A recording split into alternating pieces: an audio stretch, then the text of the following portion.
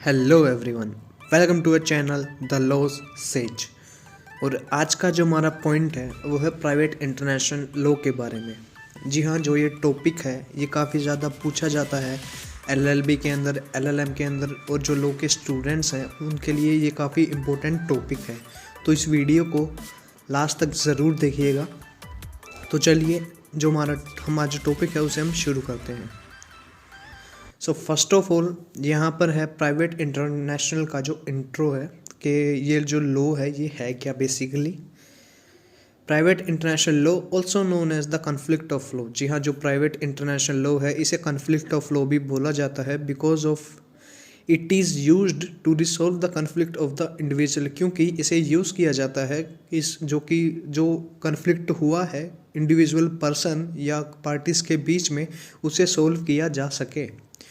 Next जो इसमें point है वो है private international law is a procedural law which comes in operation when the dispute arises between two person और parties. जी हाँ, जो प्राइवेट इंटरनेशनल लॉ है ये एक प्रोसीजरल लॉ है। इसे प्रोसीजर के तहत किया जाता है ताकि जो डिस्प्यूट हुआ है दोनों पार्टीज या दो पर्सन हैं उनके बीच में उसे सोल्व किया जा सके।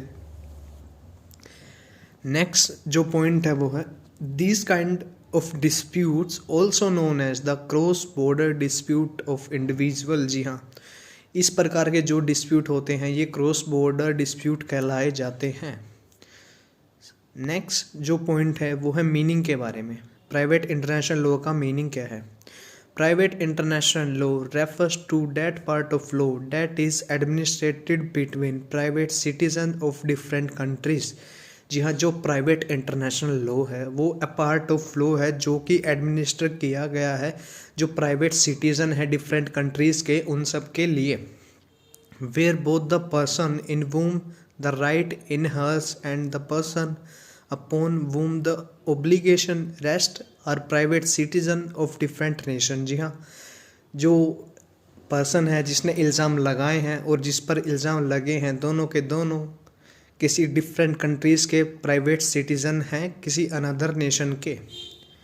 सो नेक्स्ट जो पॉइंट है वो है it is a set of rules and regulation. जी हाँ, जो एक प्राइवेट इंटरनेशनल लॉ है ये पूरा का पूरा एक रूल्स है, एक रेगुलेशन का सेट है डेट आर एस्टैब्लिश्ड और agreed upon by citizen of different nation. जी हाँ, जो एस्टैब्लिश्ड और एग्रीड होते हैं जो अनदर डिफरेंट कंट्रीज़ के जो सिटीजन होते हैं उन सब के ऊपर, and who privately enter into a transaction, जो कि प्राइवेटली एंटर हो जाते हैं किसी ट्रांजैक्शन के अंदर, कोई कॉन्ट्रैक्ट करते हैं, वो कोई एग्रीमेंट करते हैं, and that will govern in the event of dispute. और बाद में वो जो ट्रांजैक्शन हुई है उसमें कोई डिस्प्यूट पैदा होता है तो उसे सोल्व किया जाता है प्राइवेट इंटरनेशनल लॉ की मदद से। सो नेक्स्ट जो पॉइंट है वो है डिफरेंस के बारे में। जी हाँ, जो पब्लिक इंटरनेशनल लॉ है और प्राइवेट इंटरनेशनल लॉ है इनके बीच में क्या डिफरेंस है? सो जो पहला पॉइंट है वो है public international law is the body of legal rules. जी हाँ, जो पब्लिक इंटरनेशनल लॉ है वो एक बॉडी ऑफ लीगल रूल्स है which applied between sovereign state and other international personalities. जी हाँ, जिसको अप्लाई किया जाता है जो कि स्टेट्स हैं, स्टेट से यहाँ पे मतलब है जो कि कंट्रीज़ हैं, अलग अलग कंट्रीज़ हैं उन सब के ऊपर, और जो इंटरनेशनल पर्सनैलिटीज़ हैं उन सब के ऊपर। नेक्स्ट जो पॉइंट है वो है कन्फ्लिक्ट ऑफ लॉज। जी हाँ, जो कन्फ्लिक्ट ऑफ लॉज बेसिकली इसे बोलते हैं प्राइवेट इंटरनेशनल लॉ को। एंड नेक्स्ट जो इसमें पॉइंट में बोला गया है वो है private international law regulating relationship between private persons. जी हाँ, जो प्राइवेट इंटरनेशनल लॉ है ये रेगुलेट करता है रिलेशनशिप जो प्राइवेट पर्सन है जो डिफरेंट कंट्रीज़ के रहने वाले हैं उनके बीच में। एंड नेक्स्ट जो पब्लिक का जो पॉइंट है वो है public international law rules are outcome of international custom and treaties. जी हाँ, जो पब्लिक इंटरनेशनल के रूल्स हैं वो rules outcome of international custom and treaties, जो कि जो इंटरनेशनल कस्टम और ट्रीटीज़ होते हैं उन सब के ऊपर इन रूल्स को लगाया जाता है। नेक्स्ट जो प्राइवेट का जो पॉइंट है वो है private international law rules are framed by the state legislature. जी हाँ, जो प्राइवेट इंटरनेशनल के जो लॉज हैं, जो रूल्स हैं वो बनाए गए हैं स्टेट लेजिस्लेचर के द्वारा। नेक्स्ट जो पॉइंट है वो है public international law is enforced by international pressure and fear. जी हाँ, जो पब्लिक इंटरनेशनल लॉ होते हैं वो एनफोर्स किए जाते हैं जो कि इंटरनेशनल जो प्रेशर होते हैं, जो फियर होते हैं, उसकी वजह से, फॉर एग्जांपल कि जैसे ब्रेकेज ऑफ डिप्लोमेटिक रिलेशन, जी हाँ, अगर किसी कंट्रीज़ के रिश्ते ख़राब हो जाते हैं। And next is sanctions etcetera. So next जो पॉइंट है वो है प्राइवेट इंटरनेशनल लॉ का। Private international law is enforced by the concern state executive. जी हाँ, प्राइवेट इंटरनेशनल लॉ एनफोर्स किया जाता है जो कंसर्न ऑफ स्टेट एग्जीक्यूटिव है उनके द्वारा। नेक्स्ट जो पब्लिक इंटरनेशनल का जो पॉइंट है वो है in public international law there is no predetermined code. जी हाँ, जो पब्लिक इंटरनेशनल लॉ है इसमें कोई प्री डिटरमाइंड कोड नहीं है। एंड जो प्राइवेट का जो नेक्स्ट पॉइंट है वो है in private international law court are predetermined. जी हाँ, जो प्राइवेट इंटरनेशनल लॉ है इसमें जो कोर्ट्स हैं वो प्री डिटरमाइंड हैं। सो जो नेक्स्ट पॉइंट है वो है public international law is same for all the states. जी हाँ, जो पब्लिक इंटरनेशनल लॉज हैं, जो बनाए गए हैं, लॉज बनाए गए हैं, वो सब स्टेट्स के लिए, स्टेट से यहाँ पे मतलब हैं जितने भी कंट्रीज़ हैं उन सब के लिए ये रूल्स सेम हैं। एंड जो नेक्स्ट प्राइवेट इंटरनेशनल लॉ का जो पॉइंट है वो है private international law different from state to state. जी हाँ, जो प्राइवेट इंटरनेशनल के जो लॉज हैं वो डिफरेंट हैं, state to state, country to country wise different होते हैं। सो नेक्स्ट जो हमारा पॉइंट है वो है डोमिसाइल के बारे में कि डोमिसाइल होता क्या है। फर्स्ट ऑफ ऑल जो इसमें पहला पॉइंट है डोमिसाइल के बारे में वो है domicile is the identification of a person to one system of law. जी हाँ, जो डोमिसाइल होता है, जो एक प्रमाण पत्र हम इसे बोल सकते हैं हिंदी के अंदर, कि वो एक प्रमाण है कि एक प्रत्येक व्यक्ति इस जगह से रिलेट करता है, वो इस जगह का रहने वाला है, तो वो डोमिसाइल की हेल्प से पता चलता है कि वो पर्सन कहाँ का रहने वाला है। फॉर एग्जांपल अगर आप हरियाणा के रहने वाले हो तो आपका हरियाणा का डोमिसाइल बनेगा, अगर आप यूपी के हैं तो यूपी का डोमिसाइल बनेगा, पंजाब के हैं तो पंजाब का डोमिसाइल आपका बनेगा। सो नेक्स्ट जो इसमें पॉइंट है इन कॉमन परलेंस को, बिल्कुल कॉमन वर्ड्स के अंदर, it means a place where a person resides. जी हाँ, इसका मतलब है कि एक पर्सन कहाँ से रिलेट करता है, वो कहाँ पर रहता है, with the intention of remaining there इंडेफिनिटली।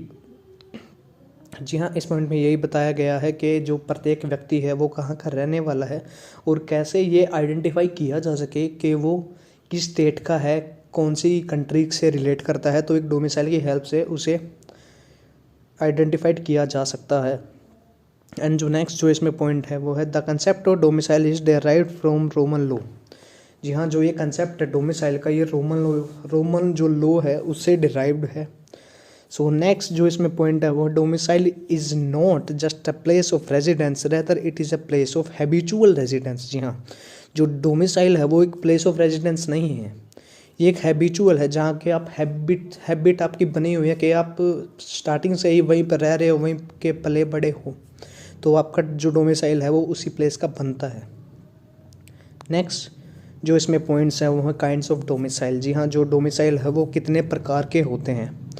First of all जो पॉइंट है वो है डोमिसाइल ऑफ ओरिजिन। जी हाँ, जहाँ पर आप पैदा हुए हैं वहाँ के। नेक्स्ट जो इसमें पॉइंट है डोमिसाइल ऑफ चॉइस। जी हाँ, डोमिसाइल ऑफ चॉइस से इसका मतलब है कि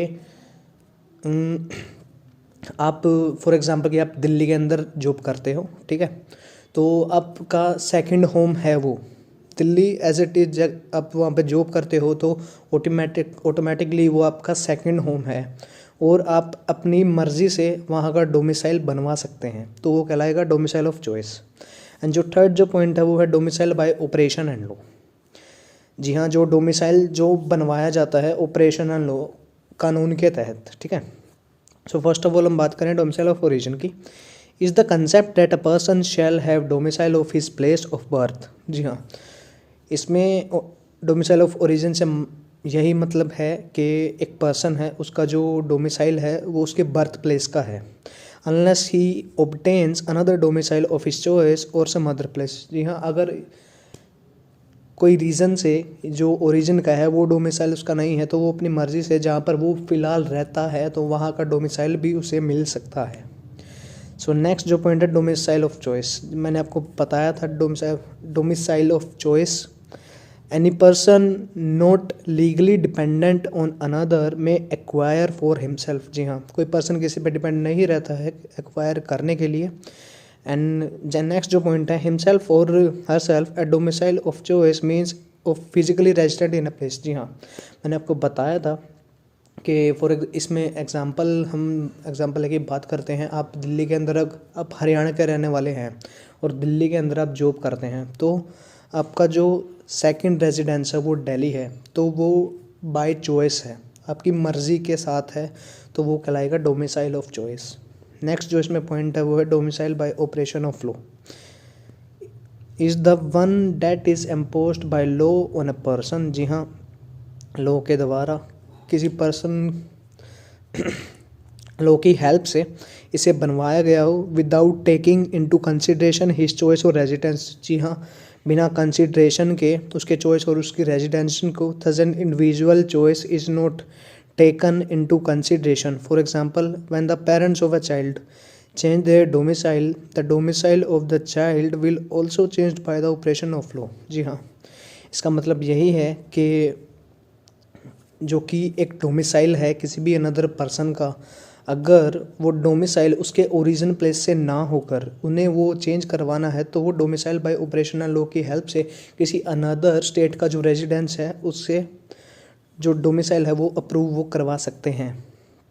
सो नेक्स्ट जो इसमें पॉइंट है वो है कमर्शियल कॉन्ट्रैक्ट्स के बारे में। जी हाँ, अभी फ़िलहाल हमने पहले भी एक वीडियो बनाया था कॉन्ट्रैक्ट्स के ऊपर, तो आप वहाँ पर जाके देख सकते हैं कि कॉन्ट्रैक्ट होता क्या है बेसिकली। जो इसमें कमर्शियल कॉन्ट्रैक्ट का जो पहला पॉइंट है वो है a commercial contract stipulates the term whereupon the contracting parties jointly conduct their proposed business of contract. जी हाँ, जो एक कमर्शियल कॉन्ट्रैक्ट्स होता है वेयर अपॉन कॉन्ट्रैक्टिंग पार्टीज़, जी हाँ, जहाँ पर पार्टीज़ कॉन्ट्रैक्ट करती हैं the proposed business of contract, जहाँ पर वो बिजनेस के तहत कोई कॉन्ट्रैक्ट करती हैं, वो कमर्शियल कॉन्ट्रैक्ट्स होते हैं। नेक्स्ट जो है कन्फ्लिक्ट ऑफ लॉज में also arise in such cases. जी हाँ, ऐसे केसेस में कन्फ्लिक्ट हो सकते हैं या नहीं भी हो सकते हैं, दोनों सिचुएशन मतलब हो सकती है, क्रिएट हो भी सकती है या नहीं भी। Where two or more parties belonging to different countries enter into a contract. जी हाँ, जहाँ पर दो या दो से ज़्यादा पार्टियाँ जो कि अलग अलग कंट्रीज़ की हैं और वो एक कॉन्ट्रैक्ट में इन्वॉल्व होती हैं, सो वो कमर्शियल कॉन्ट्रैक्ट्स में कहलाए जाते हैं। नेक्स्ट जो इसमें पॉइंट है at times the parties are unable to agree to a governing law clause in such situation where the governing law clause is intentionally omitted, some rules guidelines are restored to be determined where the governing law of contract should be।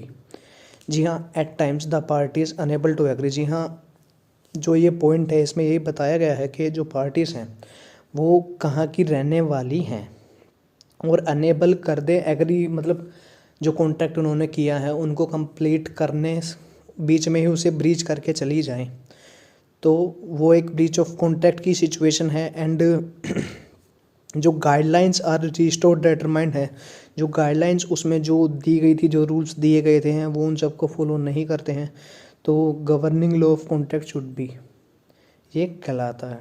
And next जो इसमें point है वो है the doctrine of proper law of contract के बारे में। जी हाँ, doctrine of proper law होता क्या है? The proper law of contract is the system of law which the parties expressly or implicitly choose as the law governing their contract, or in the absence of such choice, the system of law with which the contract has its closest and most real connections, the parties may not have thought of matter at all. The proper law would apply either because it has been selected by the parties and the court। जी हाँ, जो कि proper law हैं वो selected किए जाते हैं parties and the court. जी हाँ, जो कोर्ट है और जो पार्टीज़ हैं उन्होंने जो सेलेक्ट किया है, उन्होंने जो रूल्स सेलेक्ट, जो टर्म एंड कंडीशन उनके ऊपर लगी हैं कॉन्ट्रैक्ट के द्वारा, वही same as it is court में उन सबको पेश किया जाता है। नेक्स्ट जो पॉइंट है वो है by looking at the location where the contract was made. जी हाँ, जहाँ पर कॉन्ट्रैक्ट किया गया है, जहाँ पर कॉन्ट्रैक्ट हुआ है। एंड नेक्स्ट जो है वो है the court will decide the relevant legislation. जी हाँ, जो कोर्ट है वो डिसाइड करता है रिलेवेंट लेजिस्लेशन को। So next the problem actually arises when both parties belong to different countries. जी हाँ, जो ये सिचुएशन होती है doctrine of proper law of contract की, ये अराइज तब होती है जब जो दोनों पार्टीज़ हैं वो अलग अलग कंट्रीज से रिलेट करती हैं। For example India and Italy and it is difficult to ascertain which country's proper law, India और Italian, would govern the contract. जी हाँ, जो इंडिया एंड इटली है ये डिफ़िकल्ट है कि मतलब जो दोनों अलग अलग कंट्रीज़ हैं उनका अलग अलग रूल है, अलग अलग रेगुलेशन है, तो उनको समझना काफ़ी डिफरेंट हो जाता है। So would govern the contract, तो ये एक एग्जांपल है कि ये एक ऐसी सिचुएशन हो सकती है कि जहाँ पर जो कॉन्ट्रैक्ट है वो मे बी ब्रीच हो जाए, जो भी टूट सकता है। सो नेक्स्ट जो है वो है डिस्चार्ज ऑफ कॉन्ट्रैक्ट। जी हाँ, डिस्चार्ज ऑफ कॉन्ट्रैक्ट होता क्या है? The term discharge means coming out. जी हाँ, डिस्चार्ज का मतलब यही है कि जो कॉन्ट्रैक्ट है उसको तोड़ दिया जाए, उस कॉन्ट्रैक्ट से बाहर निकला जाए। So by considering it we can say that quitting from a contract is known as discharge of contract. जी हाँ, कॉन्ट्रैक्ट को क्विट कर देना डिस्चार्ज ऑफ कॉन्ट्रैक्ट कहलाता है। नेक्स्ट जो इसमें पॉइंट है वो है date means two or more parties set a contract by forming certain rules and regulation with the acceptance of both parties of a contract. जी हाँ, जो दो या दो से ज़्यादा पार्टियां हैं वो कोई कॉन्ट्रैक्ट करती हैं एंड जो रूल एंड रेगुलेशन होती हैं वो उन्हें एक्सेप्ट करनी पड़ती हैं उस कॉन्ट्रैक्ट के द्वारा। एंड नेक्स्ट जो इसमें पॉइंट है वो है the fails in performing the obligation mentioned at time of creating an agreement with the acceptance of both parties. जी हाँ, the fails in performing obligation. जी हाँ, जो फेलियर्स होते हैं कॉन्ट्रैक्ट्स के अंदर वो बाद में क्रिएट किए जाते हैं पार्टीज़ के द्वारा, जब वो एक्सेप्ट कर लेती हैं। जब कॉन्ट्रैक्ट हो जाता है तो बाद में कोई कन्फ्लिक्ट अराइज होता है तो डिस्चार्ज ऑफ कॉन्ट्रैक्ट की जो सिचुएशन है वो अराइज हो जाती है दोनों पार्टीज़ के बीच में। एंड नेक्स्ट वन इज़, तो आज का जो ये टॉपिक था होप करते हैं कि आपको अब समझ में आया होगा। अगर आपको समझ में नहीं आया हो तो प्लीज़ नीचे कमेंट सेक्शन में ज़रूर लिखिएगा। हम जो भी आपके जो पॉइंट्स होंगे उन सब के ऊपर नेक्स्ट वीडियो ज़रूर लेकर आएंगे, जो भी आपकी क्वेरीज होंगी उन सब के ऊपर नेक्स्ट वीडियो ज़रूर बनाएंगे। सो अगर आप इस वीडियो को पूरा देखे हैं तो लाइक किए बिना और शेयर किए बिना बिल्कुल भी कहीं मत जाइएगा, और जो चैनल है उसे सब्सक्राइब ज़रूर कर दीजिएगा। थैंक यू सो मच इस वीडियो को देखने के लिए।